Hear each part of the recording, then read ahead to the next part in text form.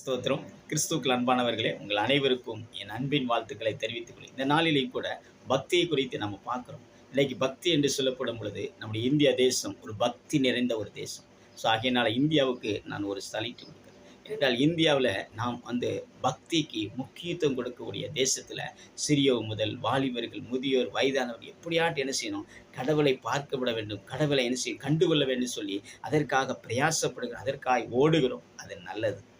என் அன்பு சகோதரிகளே, வேதாகமம் என்று என்ன சொல்கிறது? சங்கீதம் எழுதின புஸ்தகம் அப்படி 4ஆம் அதிகாரம் அப்படி 3ஆம் வசனம் இப்படியா சொல்லுது, பக்தி உள்ளவன் கர்த்தர் தமக்காக தெரிந்து கொண்டார்.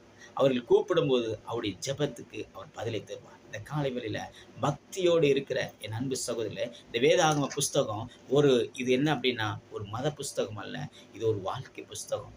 இந்த புஸ்தகம் என்னன்னா, இருதயம் நொறுங்கப்பட்டவர்களும் இருதயம் உடைக்கப்பட்டவர்களும் நம்பிக்கை இல்லாதவர்களுக்கு நம்பிக்கை கொடுக்கக்கூடிய ஒரு புஸ்தகம் தான் இந்த வேதாகம புஸ்தகம். இந்த புஸ்தகத்தின் படிப்பது மூலம் நம்முடைய வாழ்க்கை மாறும். நம்முடைய மாற்றங்கள், நம்முடைய வாழ்க்கை, நம்முடைய சுபாவங்கள், தேவனுடைய அந்த சுபாவங்கள் நம்முடைய வாழ்க்கையில கடந்து வரும்.